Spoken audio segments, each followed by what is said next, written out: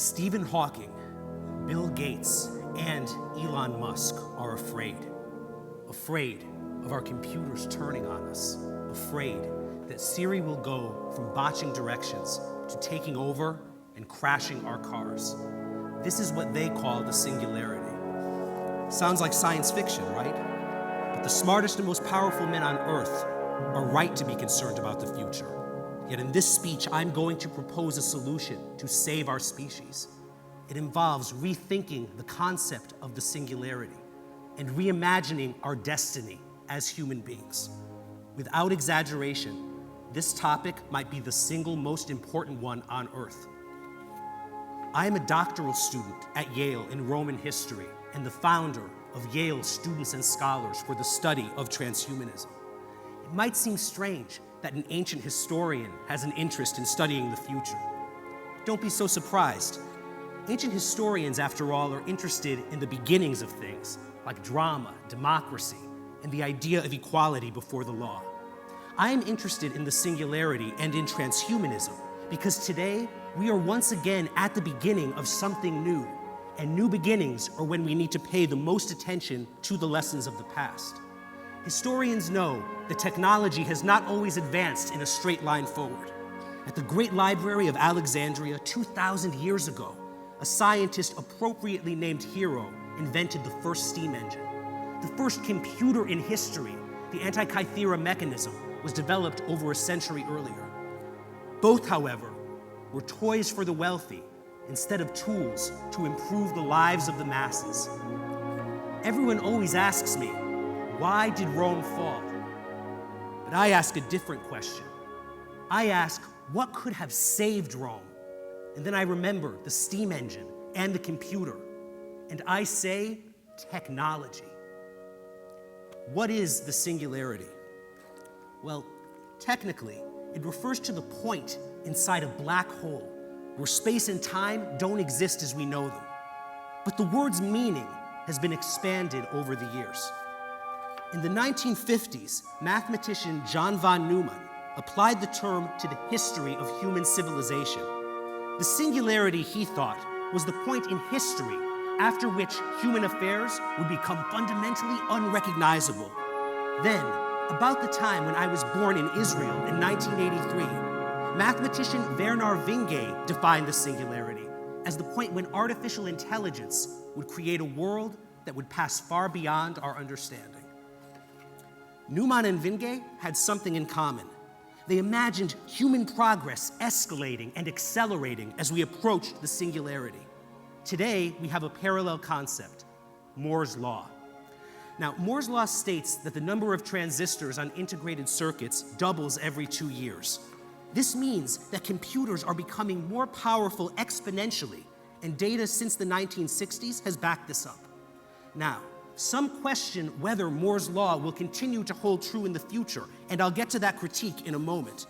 But if it does hold true, you can understand why so many brilliant people might be afraid.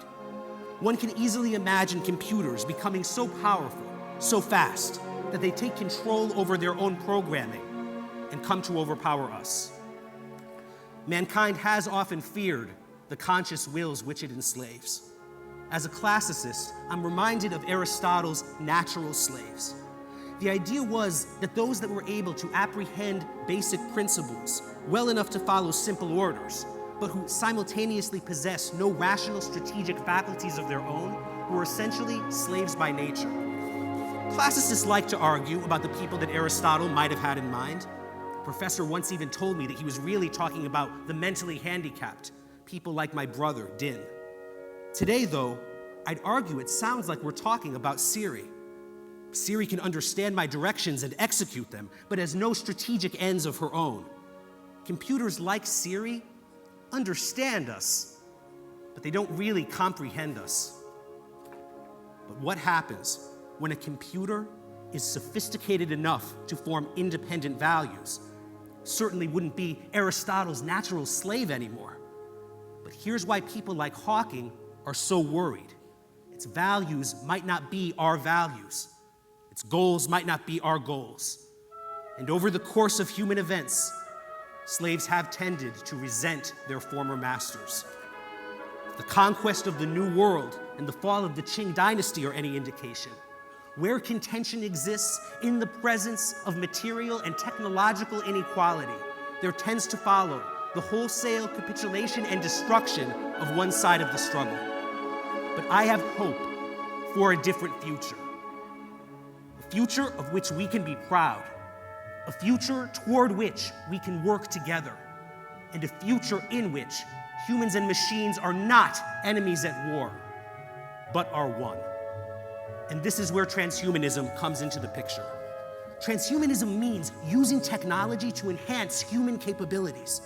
People already have pacemakers, hearing aids, and artificial limbs.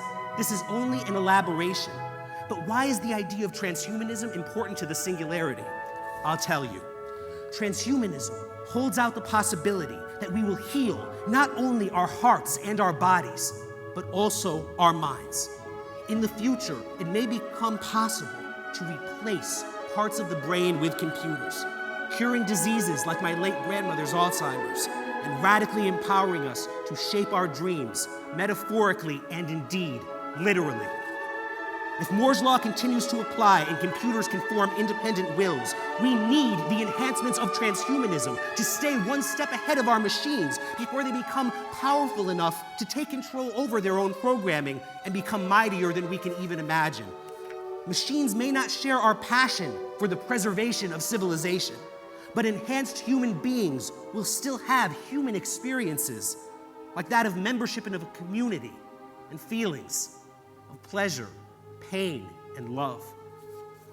If Moore's law does not hold true, however, as many computer scientists have argued, the need for transhumanism will be even greater. Our ability to create smaller and smaller microchips will eventually run into intractable barriers at the frontiers of our knowledge of quantum mechanics. At that point, which could be no more than a decade away, new ideas will be needed. The time will come when we'll require better materials than silicon, and the best alternative will be genetically engineered cyborgs. The advantage seems clear.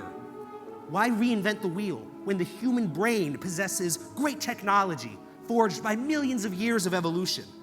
Why reverse engineer what a human brain can do when it can be enhanced by robots? Transhumanist technology can cure diseases and allow us to control our destiny as a species, but it must be available to all and not only a chosen few. Its free choice or rejection must be a human right. And when access to the technologies associated with transhumanism becomes a human right, our hopes and our dreams will be transformed.